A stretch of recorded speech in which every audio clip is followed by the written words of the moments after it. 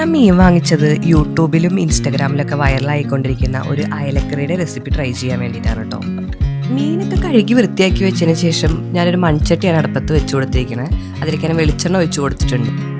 എണ്ണ ഒന്ന് ചൂടായി കഴിഞ്ഞാൽ കടുക് ഉലുവ ഇടാം. കടുക് ഒന്ന് പൊട്ടിക്കഴിഞ്ഞാൽ 2 തണ്ട് കറിവേപ്പിലയും 2 വറ്റൽമുളകും ചേർത്തു. ഒന്ന് ഇളക്കിയിട്ട് ഒരു കഷ്ണം ഇഞ്ചി അരിഞ്ഞതും 2-3 വെളുത്തുള്ളി അരിഞ്ഞതും കൂടി ഇട്ട് കൊടുക്കാം. ഇഞ്ചിയുടെയും വെളുത്തുള്ളിയുടെ പച്ചമണം മാറുന്ന വരെ ഒന്ന് ഇളക്കി കൊടുക്കുക. മീൻകറിക്ക് എപ്പോഴും ചെറിയ ഉള്ളി ചേർക്കണ്ട കേട്ടോ നല്ലത്. ഞാനിപ്പോൾ ഒരു 10 എണ്ണം അരിഞ്ഞതിൽ ചേർത്ത് കൊടുത്തിട്ടുണ്ട്. ഉള്ളി ഒരു ഗോൾഡൻ കളറാകുമ്പോൾ നമുക്ക് തക്കാളി ഇട്ട് കൊടുക്കാം. ഒരു തക്കാളിയാണ് നമ്മൾ ഈ കറിയിലേക്ക് ചേർക്കുന്നത്. അതിൽ പകുതി അരിഞ്ഞതും പകുതി അരച്ചതും കൂടെ ഇതിലേക്കൊന്ന് ഒഴിച്ചു കൊടുക്കുന്നുണ്ട്.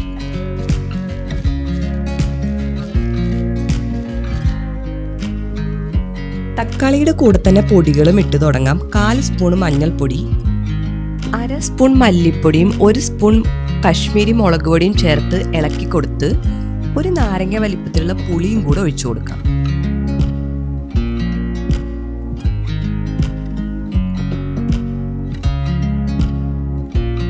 തിളയ്ക്കുന്നതിന് മുമ്പ് 1/2 സ്പൂൺ ഉപ്പിടാം.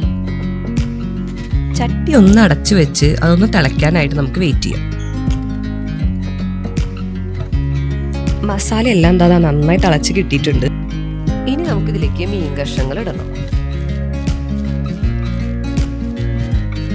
മീനെല്ലാം ഇട്ട് കൊടുത്തിട്ട് അടച്ചു വെച്ച് നന്നായി വേവിക്കണം കേട്ടോ. മീനിന്റെ കഷ്ണങ്ങളൊക്കെ വെന്തിട്ടുണ്ട്. എപ്പോഴും നല്ല ഫ്രഷ് അയിലയായിരിക്കണം കേട്ടോ എടുക്കേണ്ടത് കറി വെക്കാനായിട്ട്. ഇനി ഈ കറിയിലേക്ക് നമുക്ക് ലാസ്റ്റ് ചേർക്കാനുള്ളത് ഒരു 1/2 കപ്പ് അളവിൽ തേങ്ങയുടെ പാലാണ്. സിമ്മിലാക്കിയിട്ട് തേങ്ങാപ്പാൽ ഒഴിച്ചാൽ മതി. സ്പൂൺ വെച്ച് ഇളക്കാതെ ചട്ടി വെച്ച് തന്നെ ചുറ്റിച്ചെടുക്കുക. 2 തണ്ട് കറിവേപ്പിലയും 1 സ്പൂൺ വെളിച്ചെണ്ണയും ഒഴിച്ചിട്ട് ചുറ്റിച്ച് തന്നെ എടുത്താൽ മതി, അല്ലെങ്കിൽ കഷ്ണങ്ങൾ ഉടഞ്ഞു പോകാൻ ചാൻസ് ഉണ്ട്. ഇനി തിളയ്ക്കേണ്ട ആവശ്യമില്ല, തീ ഓഫ് ചെയ്ത് വെക്കാം.